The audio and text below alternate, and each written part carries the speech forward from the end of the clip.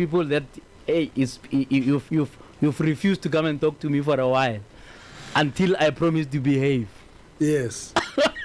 Behaving is very important, because when you behave, you extract value optimally. More from the guest, when you know. When you don't behave, you suppress. Yes. Yeah. We'll talk. I think the question, the bigger question is whether you think, as chairperson now of the ANC, right at the top of this movement, right, that was founded in 1912, that you think the ANC behaved in a manner, right, that is congruent with its mission. Just give me a sense, you know, as you analyze it, to say, we think that the ANC, if you are a lecturer, right, and you are to mark the ANC out of 100 tonight, what would you honestly give it? Now, let me start it this way. Yeah. You know, the ANC is the only party that goes out there to people and say, listen, we've worked, these are the things we've done, these are the achievements. Yeah. This is the progress we've made. Yes. And it says, we've also committed mistakes, these are the mistakes. And we understand them, we're learning on duty, we're going to correct them, this is what we plan to do. Yes. That is the nature of the beast you are dealing with. That you quantify progress, because sometimes there is temptation to say nothing is happening. And that is totally not true. But also there's another temptation on the other extreme that says all is rosy, everybody's at Inzwalo, etc. I haven't met an ANC person who says all is rosy. I haven't met that person. But they may imply it. No, I haven't met that person. Let me give you an example. Yes. So that you understand what I mean. The ANC will say, we have load shedding. Yeah. Okay. I want to start there. Yeah. But you will say, we can't start there. Let's start from the fact that in 1994, only white South Africans and had access to electricity. Had access to electricity. Yeah. It was 34%. It will say, today 93% of South Africans are having access to electricity. That is progress. Then it says, we lagged behind in generating sufficient capacity of generation. Yes. And more, one of the technical mistakes that we have committed, we own up to it. There was this hope that coal is coming to an end, and therefore they didn't make coal generating power station work optimally. Yeah. Now, what Sputler Ramkhupa has done one thing. He focused on the energy availability factor of coal generating power station. He's trying to resolve load shedding. I don't say he has resolved it, because we haven't had it for a week. I want to come to that. It's good that you started with electricity. But before we get to that, I want to deal with a bigger political question. It's good that I'm talking to you tonight, because you are one of the Secretary Generals of the ANC who came up with what was called a diagnostic report. Yes. It was a vicious report, but you know what was interesting about it? It was almost a duplicate of the report given by Kgalema Motlanthe in 2007. Even it was 10. No, almost said almost. Because the factionalism, buying of votes, all of those things were still repeating themselves after 10 years, which means, listen to my question, which means that there seems to be an ability, even almost an excellence of analysis of what is wrong, and not an equal excellence to push back on those things that you have identified as things that are going wrong, as in your diagnostic report. Your comment on that? You see, JJ, I always tell people that, you know, we're all products of Bantu education. I'm one of them. And the problem of Bantu education is that it never prepared us to lead. It prepared us to be servants. Yes. So we had to lead and learn on job. Basically, all the skills that we are acquiring in leadership are equal to recognition of prior learning. Okay.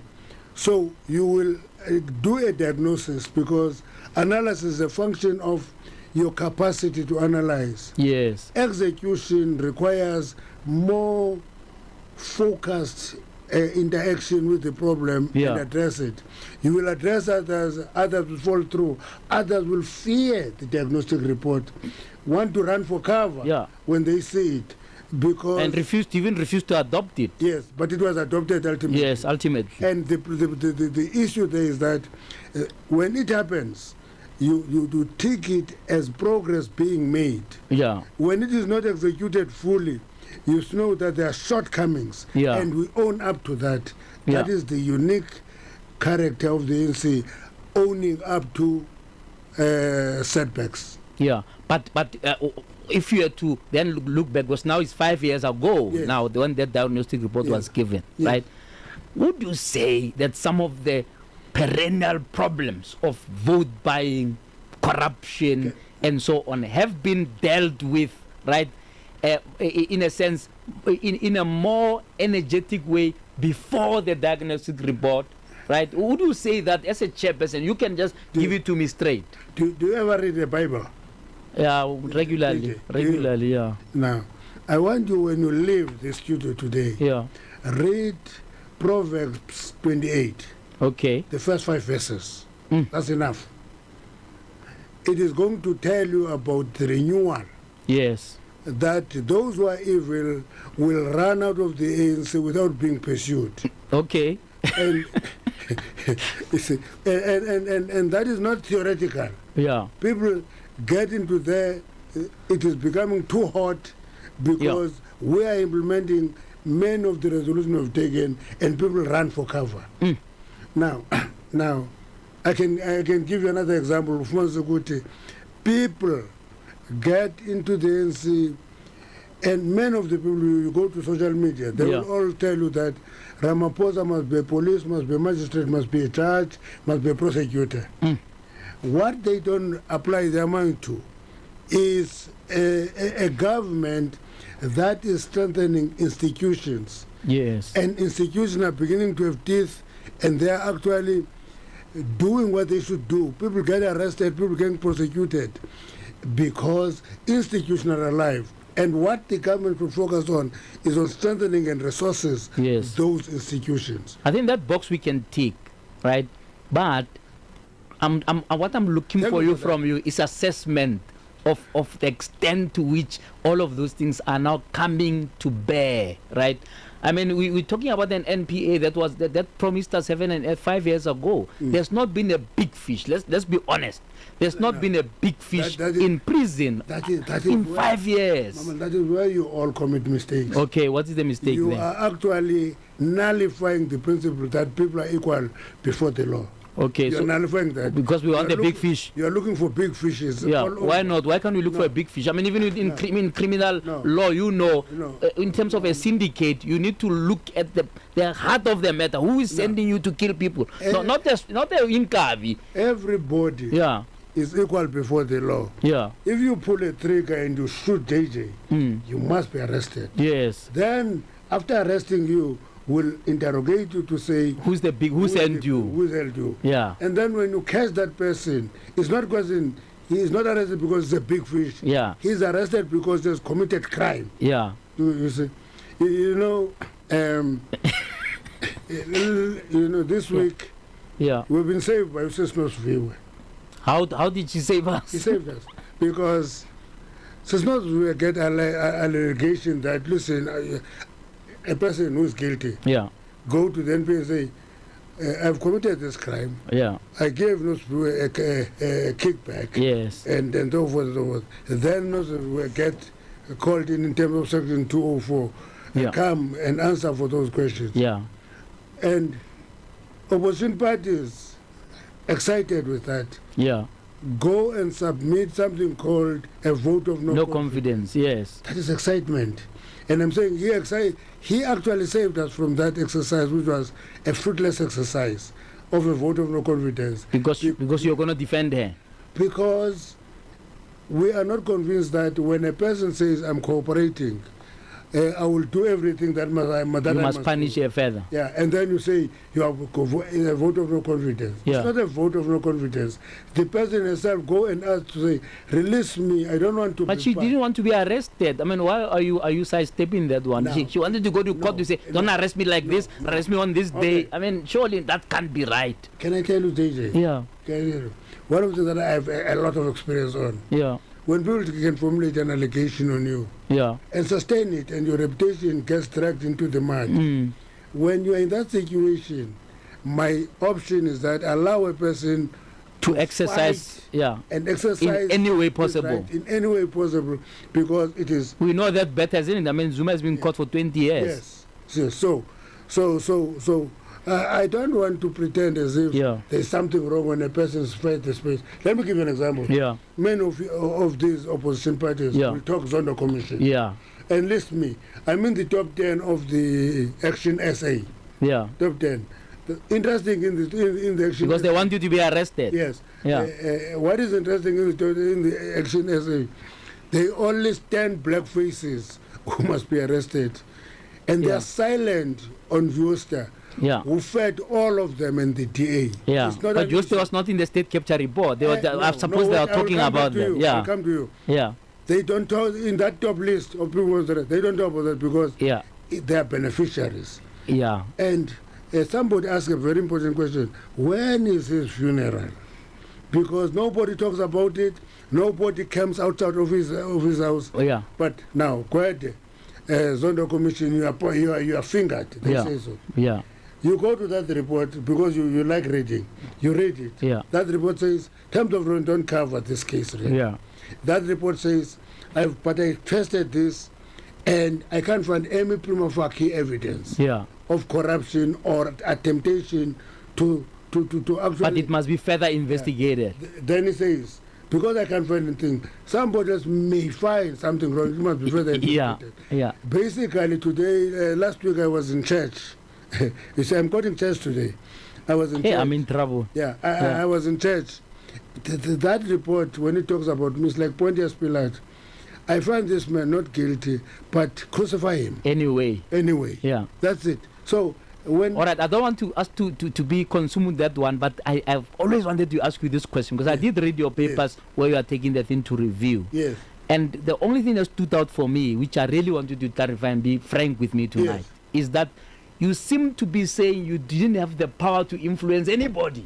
I mean, you're Secretary General for 10 years. No. How can that be true? It is true. Because I'm in government now for 6 years. I'm in government for 6 years. I don't have a person from Lutula who calling you and telling you what to do. Go to Demari and say, for a board of this, appoint so and so for this. Nobody does that. I never did that when I was in Lutuli House. And I was never in the deployment committee, for your information. Never in my life. As General Secretary in the 10 years, you've never influenced any deployment at all. No. Is that what you are telling me here tonight? Deployment goes to deployment committee. Yes. It is recommended. It is discussed in the NEC. Yes, it's fine. But you have never influenced. It's really, I'm dealing with the issue about you as a Secretary General, who's the most powerful person for 10 years in the ANC, and you never influenced even the appointment of a secretary anywhere in government. I never took a person saying, please put this person on the list. Never. I never did that. I'm not finding that too believable. That no, you can believe it or not believe. You know, JJ, when I say I'm in government for 6 years, I have not stolen a cent. The money of the state, not a cent of the state. Yes. I've not stolen money. People don't believe it because they think that it's fashionable to steal state money. And they say, I have not stolen it. I will go and leave, you will put SIU to investigate it. Yes. They will not find a cent stolen by Gwede in the state. I want to look into the operation of the various SOEs. Yes. I have 13 in my portfolio. All of them improved dramatically. Of the 13, 6 are having clean audits. 5 are having unqualified. 1 has moved from disclaimer to qualified. There is 1 disclaimer, and we're focusing on that. You know why is that the case? It's not because there is a very effective minister. It's because when I walked in there, I emphasized the importance of improving and implementing governance. Because when you improve, you allow governance. It is actually reducing both operational and financial risk. And so you're saying you are pushing back against state capture because the state capture report tells us the opposite of what you are telling me about how under your watch, right, over the last 15 years, SOEs were given bad chairpersons, bad executives, bad cadres who disappointed us there and make sure that those institutions like NPA, ESCOM, etc. are hollowed out. So you are saying that's changing? Yes, it is changing. Yeah. You can look at SAF, you can look at Petro SA, which was... I see you have just appointed a board for them recently. Yeah. You can look at them. That was an example of asset stripping. Yeah. Asset stripped to nothing. We are building it from scratch, and we are not doing it by a minister. It is done by a board and executive. Yeah, but bottom line, we are saying under your watch, you had no part really in state capture. No. I mean, if I'm to summarize it, no part in state capture whatsoever. Even by omission, because remember, you are most powerful person in Lutuli with troops that you have deployed in government. Can I tell you? Yeah. The power of the ST can be misleading. You can think that you have all the powers. The reality of the matter, you don't have those powers. Yeah. You don't have them. When you're ST, you facilitate processes, you educate, you guide. You don't have powers. You don't take a decision on your own. Yeah. Even the smallest thing. So I've always mistook you for being too powerful, man. Actually, it was a mistake. I remember people were saying, I'm Prime Minister. Yeah. And I was laughing at them saying, it's nice to be looked upon and seen as Prime Minister. Yeah. But let's do the work properly. Yeah. I think you had a lot of power. Maybe you didn't have a direct, in a sense, a guilt on state capture, but I don't think you are so powerless. No, you are not powerless. Yeah. You have a responsibility. You must exercise it with responsibility. Yeah. That responsibility, you must be very responsible in implementing it. What is your comment about the fact that the court yesterday has found that your Secretary General is in contempt of court, right, by not handing over your cadre deployment minutes, which will either prove or disprove everything you've just told me now? Can I tell you? Yeah. What do you think about that? Yeah. They can find him in contempt of court. So he's going to go to jail. The reality of the matter, he handed over the minutes. Yeah. Historically. Yeah. I'm saying this in public. Yes. The deployment committee doesn't have minutes. Doesn't keep minutes like in a sense of a committee or an NEC, etc. Yes. You know why it doesn't do that? It's because if I'm a minister, I want to make an appointment. Yeah. I go to the deployment committee and say, we have gone through the selection process. Yeah. We are recommending this. Yes. Cadre. Is there any objection? So what did they hand over to the DA? Because the DA says you handed over a redacted version of the truth. No. You didn't hand over SMSs and WhatsApps, etc. No. How do you keep WhatsApp and SMSs for 7 years? So are you saying the court found it was wrong? I don't know. You know, court overreach is not my competence to judge. Yeah. But sometimes you find judgments that say things that are impossible, you know. Yeah. But there are no minutes. They will not find them. They can go and search it. Yeah. They must actually... So are you saying he may be imprisoned wrongly? He's not going to be imprisoned because... Why not? Why won't he be... I mean, Zuma was in prison for the same thing. There's nothing he has kept. Because the only person who tried to have minutes was the deputy president, David Mabuza. Yeah. He has handed all those. Yeah. Yeah, he has handed all those. Ordinarily. So is a DA right to say then we are in a constitutional crisis because the court has said this person is in contempt, right? And therefore, the next necessary step is if you are in contempt, you then go to prison. That's right.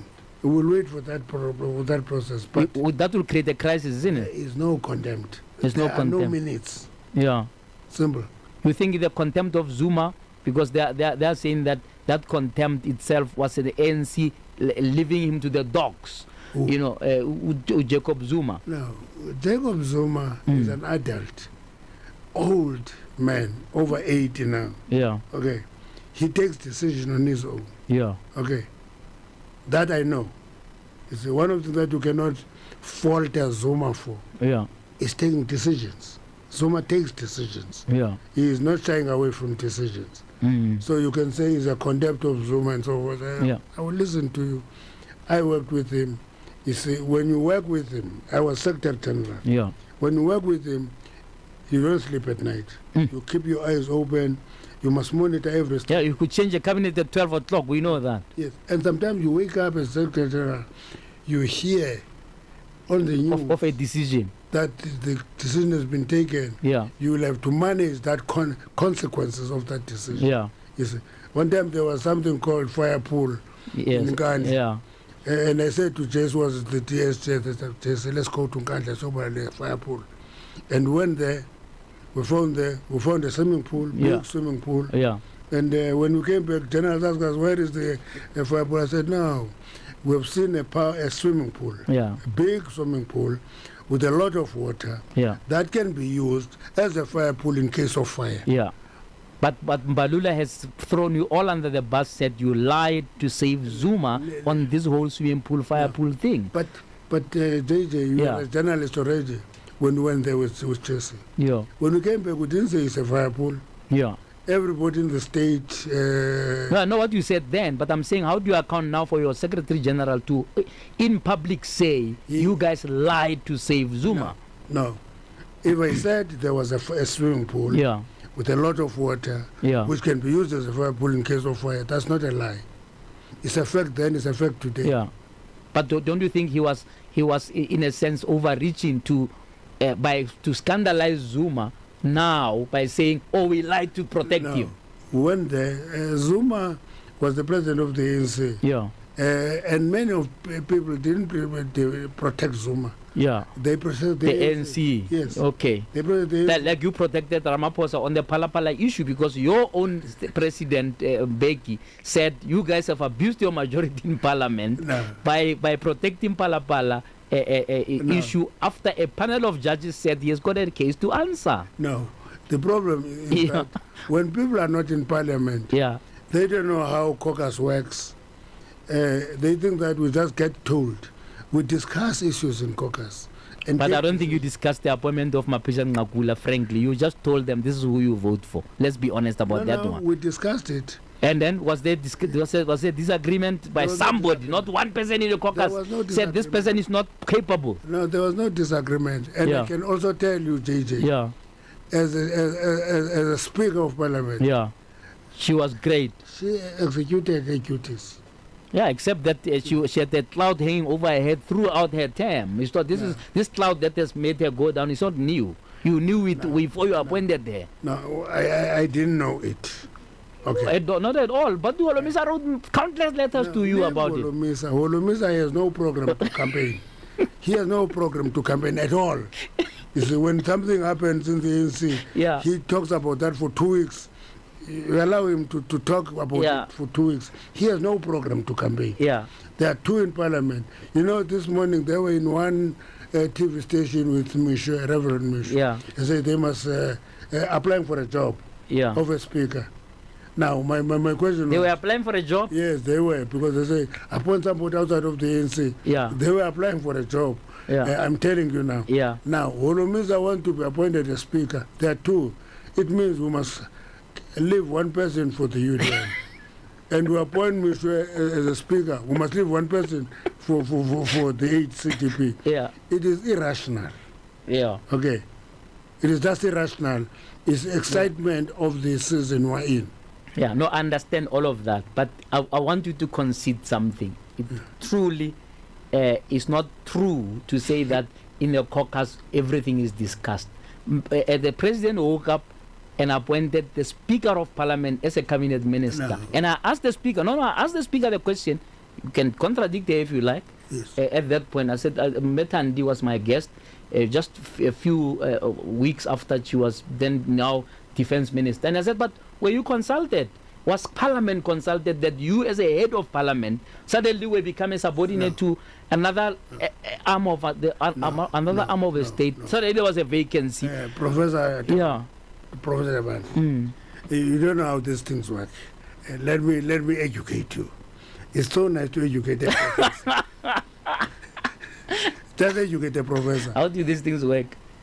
You see, we are MPs. That is first and foremost. We go to Parliament as members of Parliament.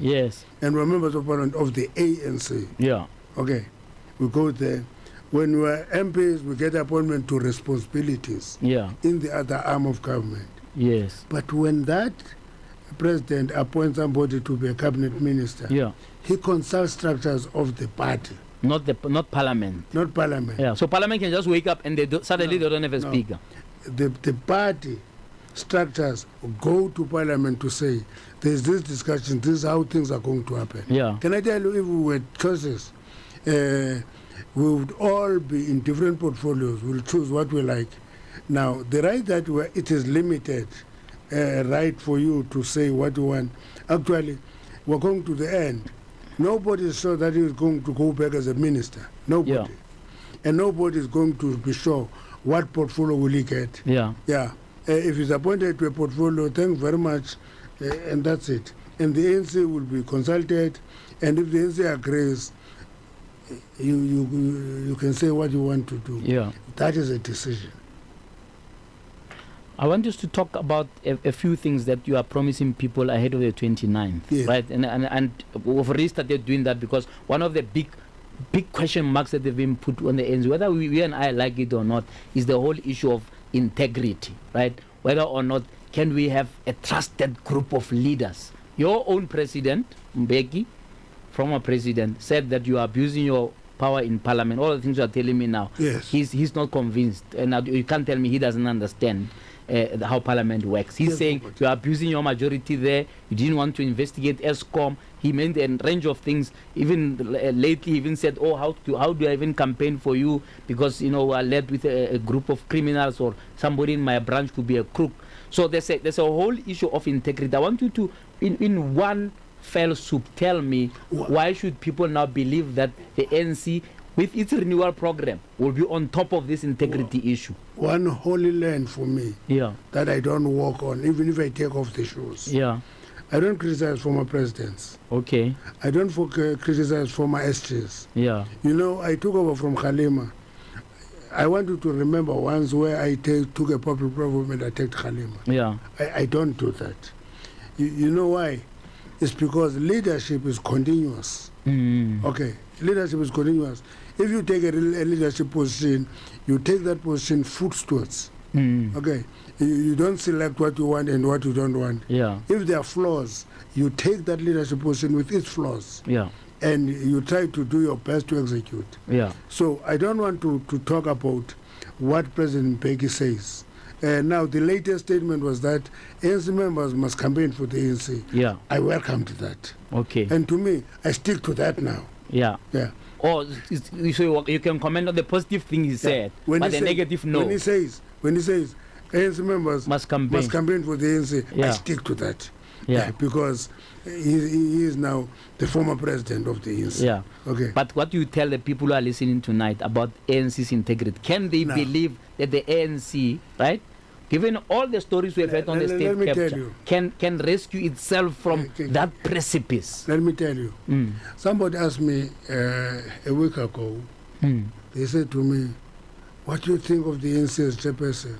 Yeah. I said to them, "I'm a chairperson of the ANC for the second term." And I said, the current term is a big improvement to the last term. Okay. And they asked me, what improvement is it? I said, one, it is more useful. Two, it is coherent. Yeah. It is coherent. Three, they discuss issues not from slates. The last NEC was a big problem because it was divided almost in half. In half by slates, and therefore, as you sit there, you are trying to pull different ideas and factions into a decision. Yeah. Today, you have a more coherent leadership of the ANC, more useful. I love those young people. There are many. They are coherent. They are products of the Youth League. Yes. You see, with all its flaws. But what comes out of that is a thinking leadership that is useful. So bottom line, you are improving. You think that you are on a good path of improvement. Yes. That's the point I'm making. Let's talk about jobs. Yes. In 2009, you promised 5 million jobs. Yes. And you are very unequivocal about it. In fact, I was surprised that 5 million jobs, that's like too far a bridge to cross. Yes. The following term, so the 5 years, those who are not achieved. The following term, then you said, no, we're no longer going to promise jobs, we are promising job opportunities. I see now that in the current manifesto, you are now promising 2.5 million job opportunities. right? And when I interrogated your spokesperson recently in a debate that we've had on TV, she considered that job opportunities and jobs are two different things. Yes, they are. Right? Why are you not giving us a target on jobs then? Why this sort of maneuvering in terms of the nomenclature to call this opportunities rather than jobs, when in the past you were bold enough to say 5 million jobs? Now, you see, Professor Taban, what you should do one day, you have the capacity to do that. Look at the nature of the economy. Yeah. The economy is 70% in the hands of the private sector. Yes. 30% in the hands of the state. Now, if the 30% says we'll create jobs, yeah, and don't qualify that, yeah, it is talking to the sentiment. Okay, it is talking to the sentiment, and not the reality. Not the reality. Yes. Because if we must create jobs, the public sector will create jobs in the public sector, create the environment. The private sector must cooperate, create more jobs. I never worked in the public sector. I'm working for government for the first time today, now, this time. I always work for the private sector. I used to go to the mines, work for the mine owners, and I would imagine then the government then would have said, we have so many jobs in the mines. But actually those jobs were jobs of the mine owners, which is the private sector. What we should be engaging in here, opportunities in the state, and those opportunities will depend on whether people pursue it. Yeah. But I'm putting a new argument and a debate to young people. I've been to a number of them. I've been to KZN, I've been everywhere talking to young people. I say to them, this government of the ANC is flooding society with educated young people. Yeah. Very educated. It sponsors education from birth to first degree. Yeah. Okay.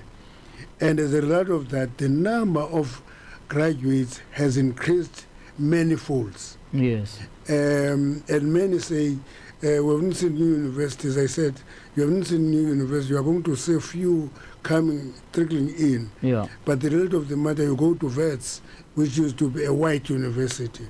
You needed a ministerial approval to get to VETS. Yeah. Today, majority of students at VETS are black. You go to UJ, you go to UP, you go to UCT, you go to any. Majority are black. And that floods society with young, educated black people. And creation of jobs in the economy is not keeping with the pace. And I was saying to these people, that in itself changing the nature of society. But I'm not understating the urgency of creating employment. Let me give you one last example on this one. A few young chaps at home start a project there. They produce maize in village land. They produce serious maize. They try to work with young people. Young people refuse. They say, pay us money for that land. Yeah. To get my point? And that tells me the mindset that we must work on, of dirtying your hands, putting your skin on the fire to create wealth. And that thing has collapsed, JJ. People think that, and maybe we are to blame for this. We created a passive society, a society that expect government to create the jobs. Yeah. The president did say that it's not the job of government to create jobs, and he was insulted. No, he wasn't insulted. He changed his mind. No, he was insulted in a few days because no, he was insulted badly. But he contradicted himself. What must we say? He was insulted. What must we believe? No, I'm telling you, JJ. Yeah. He was insulted. He had to duck and dive. Yeah. Being insulted that, why can you say that job must create, the government must create jobs? Yeah. And it changed. But I can tell you, I'm a worker. I've read some economics a little bit. Yeah. You see, I know that if you go and make a promise that is not workable, that is a disaster. If you want to talk about employment creation in South Africa, you never make it just pure government responsibility. Because that must be a partnership. It's where your social compact comes in. That's it. That's it. Although you haven't done the social compact. And social compacting. There have been efforts to do that. But it failed. Can I tell you something? Or nobody wants to sign. No, if you have partners who do not know what social compacting is, then you will never have it. You will not have it. Because social compacting means all the three partners, government, labor, and the private sector. So you're basically saying your president was ambitious to say it will happen in 100 days. No, listen. They must all say, this is what we are going to compromise. This is what we are going to put in. And that will work. For example, the labor must be able to say, we'll moderate our demands. And the private sector must say, if you moderate your demands, we invest in the following sectors. And the state says, we'll give you tax holiday in the following. Are you saying there isn't a willingness to come to the to the center, to the middle? If you don't come to that, it doesn't happen. I've been to many of those meetings. And you listen to all partners. All partners think that you can bargain on social partnership. You don't bargain on social partnership. You compromise and you commit. This is very interesting. I mean, I've never had an answer like that about my question on social compacting. And that tells me that you guys sometimes don't sing from the same hymn sheet. That's why I've got 3 ministers in charge of electricity. Can you explain that to me in simple terms? No. But there's 3 of you. There's a new minister of electricity. There's yourself. There's Pravin Gordhan. I'm not a minister of electricity. No. Whatever it is, you know what I mean. I'm not a minister of electricity. But your conference was clear that you must have one minister responsible for that whole energy. I'm not a minister of electricity. Atmosphere. JJ, I'm not a minister of electricity. Understand, but you know what I'm saying. I'm not a minister of electricity. Explain the 3 ministers. Explain. What? Explain why do you have 3 after your conference said have 1? No. The conference has taken a decision. And we have time to implement that. And I think when there is a change after the 29th of May, it's an opportunity to readjust the minister. And how cabinet is structured. Would you agree with Tabisa that you should at least half the thing is too big? No, listen. You know, JJ, a person who says we have never been to school and say the day I go to school, I will have 10 distinctions. You must know that it's a person who has not gone to school and who promises to have 10 distinctions. And you must allow him to say so. Do you get my point? But a child who's at school says, if this term but you need a cabinet of 70 people. If a person who's at school says, in this term, if I get 3 distinctions, I will have done that's a person you must listen to. Then you must listen very carefully. Because that person is realistic. Is in the field, realistic, so forth. Restructuring the cabinet, reducing the number of ministries. But those were your words. Those were your words exactly. The current president, when he started, he said, I'm going to cut cabinet. No. This one, please, you have to help me. Wait. He increased it instead. No, that's not true. He has more deputy ministers than the previous guy. JJ. There were 36 ministers. There are now 28. That is not an increase. I don't know what. But he increased the deputies. Come on. He increased the deputies. I have 1. And I always had 1. All I'm saying, there were 36 ministers, there are 28. And he's committing to reconfigure it again. Even further. Yes. And to me, that is more systematic than just. So you agree that this thing must be cut to size? It must be reduced. But not to 10 ministers. There is agreement on that. But you are saying the extreme that cut it by half and remove all deputy ministers. It's a sentiment of somebody who's not been to school. When you're not in school and you say I will have 20 distinctions, it's okay. Give him discount that person.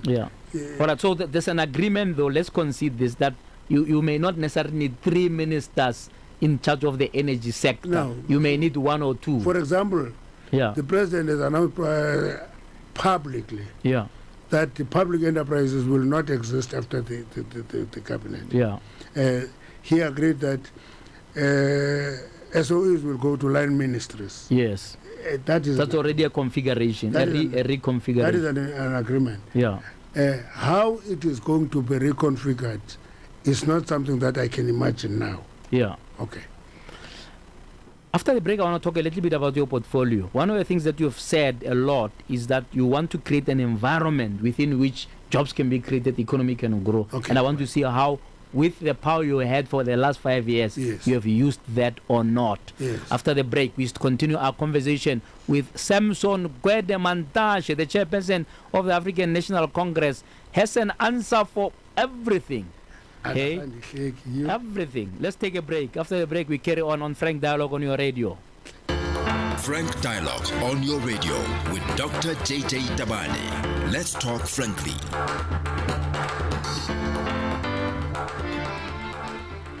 Yeah, birthday. It's your birthday. Nkuksa Piri presents Nkuksa's birthday comedy night, happening on the 26th of April at Rabasutu Hall in Tembisa. With live performances by Oscar Omuhle, Dumi Stop Nonsense, Summary, Chomi Jesu, Q Dube, Smoking Yembe, and many more. Tickets are now selling at Compute Ticket. It's a birthday celebrated through comedy. Don't miss out. Yeah. Frank Dialogue on your radio with Dr. JJ Tabane. Let's talk frankly.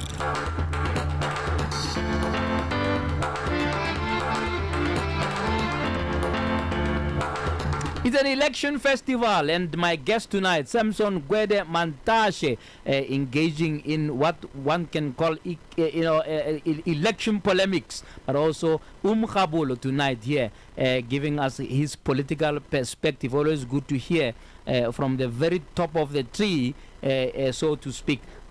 A lot of people criticized your department on two fronts, and I want you tonight to just clarify these two matters for me. Firstly, they're saying that some 2,500 mining licenses were not approved over a year to 2 year cycle. Maybe you can clarify what the logjam is, whether there's not enough capacity in your department to approve even 10 of those licenses if 2,500 are stuck. Secondly, a lot of people were critical about the fact that 3 miners were stuck. I mean, I think now is day 1,500 or something. I may be wrong about the number, but a long time, right? And that the government had every capacity to put money in that project to extract those bodies, whatever the cost could have been, by mobilizing the industry, by digging into your own capacity. Those two things can talk about a poor environment that's being created. We're talking about Zamazamas, where mining companies dug up the place, left the country without implementing their social plans, and therefore leaving it dangerous for societies. I've raised 3 issues. Please answer all of them. Yes. The first one, JJ, is that we had applications. Yes. We had backlogs. Okay. We said so. Yeah. But the exaggeration that we have not approved a single one was an exaggeration. 2,500. Out of the 2,500, 624 were processed. Okay, approved. They were processed. Not approved. They were processed. Let me tell you processing. Yeah. Because you want to understand. Processing is approved, is reject, is to tell a person that your application is on top of another. Is missing this or that, yes. Your application is on top of another application that has been agreed. So 624 were processed. Yeah. So the 2,500, and we're working on an electronic system, which we have now approved. Yeah. We've got it now. It has gone through all the stages. It is being tested. It is going to be implemented. Yeah. But we're hoping that when that electronic system is working, we'll clear the backlog. Okay. Yes. That's what internationally mining jurisdictions use. Yeah. What's your standard operating procedure? I mean, 624 means 25% of the applications you received, literally. Yes. Is that at the top of your excellence? You process that manually. And manual processing of application is not as efficient. Oh, I assume you'll improve that by making this electronic system so that you are able to then get to at least 50%. We've now approved a cadastral system. It must clear all of them. Yeah. When it was in a year cycle. In a year cycle. Yeah. It must clear all of them. That is one. Yes. The Lily mine. Yes. Yeah. Because you say 3 bodies and so forth. Yes. Let me give you history to mine disasters, and then come to Lily mine and tell you where we are now. You see, JJ, in 1985, there was a disaster in Kinross. 177 people died in 10 minutes because of methane. Okay. Janko, which was the owner, dealt with that disaster. Okay. Because they were mining that mine, they were making money out of it. It cannot be that when there is a disaster, then the state must be called upon. Okay. Okay. You can remember the Valrev disaster. 54 mines fell through the shaft, and the Anglo-American dealt with that disaster. Sendelina disaster, I can give you a long list of but if they didn't deal with it, wouldn't the government, through your licensing conditions, be responsible? What you are not doing, you are not waiting now, because I'm giving you this background so that I can tell you what we are doing now. Yeah. Okay. What had happened there is that you had a disaster, an accident in Lily mine. Yeah. 3 bodies on a container went underground. And at that point in time, there was no owner. The owner collapsed with the mine. We are now at the tail end of a process of processing Section 11 to give an owner license to mine. A new owner? Yes. Yes. Yes. Unfortunately, it's the same owner. Australians have come back and said, "No, please, we want to continue mining there." Oh, I see. Now, we're giving them the license. They will mine Lily mine. The condition is that they must remove the bodies. Take the container out of underground. Okay. There's agreement on that. So there's just an outstanding visit for us to go there. But you have never announced this anywhere. We don't announce things before we're sure. I was a councillor at JJ. I was a councillor. As a councillor, one of the things that makes many councillors accused of being liars is because they go to a council and present a proposal. It is approved by council. They go and announce it. It takes 3 years. Now, as a councillor, I learned basic things that when you are doing something, do it and finish. You do it when there is beginning of procurement, you go and announce it. So the gap between the announcement and the execution is not long. So we're sorting out Lily mine. But let me give you what you have not asked me. We have not sorted out Harmony, which has a number of bodies in the Free State underground of illegal miners. We're working on that. It's our next target. Those illegal miners must be taken out of underground. Okay, so you are basically saying that you have resolved the Lily mine issue. We're resolving it. The day that a container is out of underground, I will say we have resolved it. All right, let's talk, because we unfortunately have run out of time. We're left with 5 minutes. In these 5 minutes, can you tell South Africa how you are going to resolve the issue of load shedding? In simple terms, because you have made many promises. The Secretary General said by December it will be all over. There's a moving target. Your previous CEO of ESCOM said in 18 months it will be done. It wasn't done. What can you tell me, right, as a citizen now, right, that will convince me that you'll be on top of load shedding? Because that is what's sitting in the middle of job creation in economic growth. I would have preferred, judges, that you invite Dr. Ramkhupa for that, and you have a grilling period. I would have preferred that. I'll invite him, but surely you, as part of the cabinet, you know what the story is. Let me tell you why is that the case. Because we must demystify this thinking that there is a stampede in that space. There's no stampede in that space. Dr. Ramkhupa is dealing with that space, and he has been given the authority to do so. He is working on it. Okay.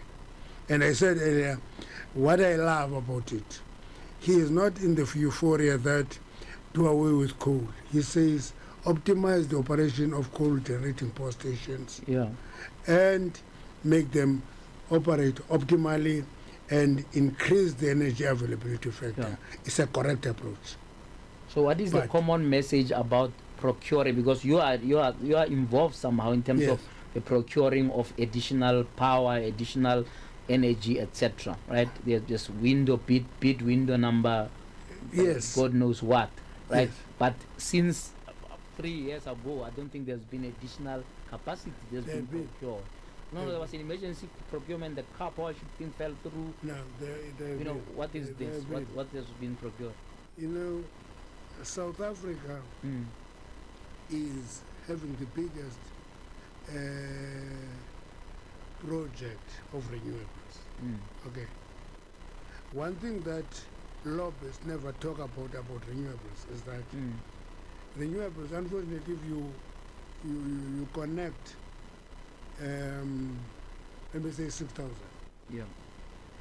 You are going to get energy worth 2,000 megawatts because of the intermittent nature of renewables. Yes. So we've been quite aggressive on renewables, and they will not resolve the load shedding issue. The fact that we have issued the bid window for gas will go a long way in resolving it. We're going to issue a request for proposal for nuclear. It will go a long way because renewables work better when they are combined with a base load technology. Okay. Last question. But I'm giving you the right to talk to Dr. Ramakgopa on it. I understand. Because he will give you details on this. All right. Thank you very much for talking to us tonight. But the last question.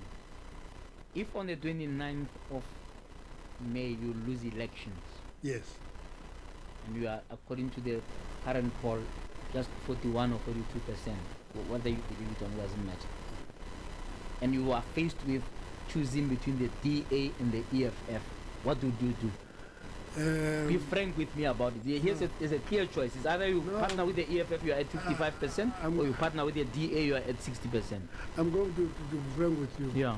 We are not working for a coalition. Yes, understand. We're working for outright win, like everybody else. No, leave everybody else. Everybody else talk about moonlight and moonshot and all that. Everybody else. We talk about outright majority. Yeah. That's what we. If you don't get it, you do coalesce with each of any of these. Coalitions are not something you plan. They are a consequence. Yeah. Okay. So the other people are mistaken because they're busy planning a moonshot coalition. Let them plan. It's never a plan.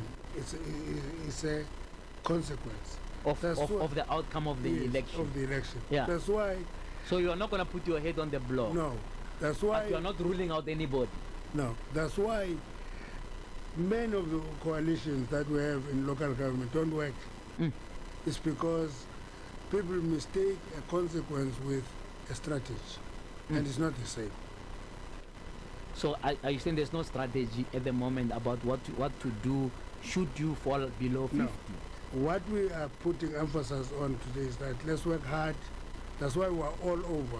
Yeah. You know, who was saying you are taking all your ministers throughout the country, all your ministers. Yeah. And he was complaining about this. Yeah.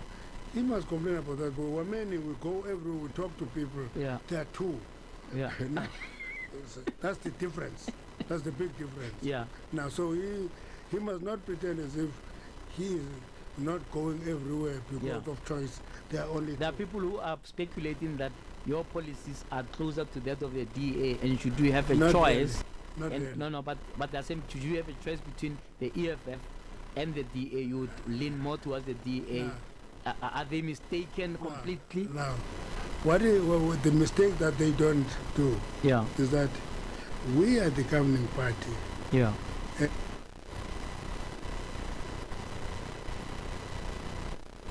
Are they particularly hostile to you, or maybe hostile in a coalition when they are looking for power themselves? They are hostile to us. Yeah. Yes, I've listened to the president of the EFF who said what they are working for is to remove ANC from power. Yeah. Now that is hostility. No, but every opposition wants to remove you. It's not only the EFF. Now, even Tlhabisa just said so. People must vote for an alternative government. Now, Mayor Tlhabisa, yeah, he wants 10 distinctions. He's not in school. We're gonna have to leave it there. I'm not gonna extract an answer on this one. No, we're working for outright majority. Yeah. And you think you can get that? We will get it. So the trends will change from the local government elections, where you're at 45%. Yes, we'll get that. We'll talk after the elections. Okay. But thank you so much for your time. I will come when you invite me after elections. I'll invite you before the elections, but I'll also invite you after the elections. Invite me after the elections. After? Yes. To come and revise this conversation. Yes. Thank you very much. Okay. Thank you very much for your time. Thank you.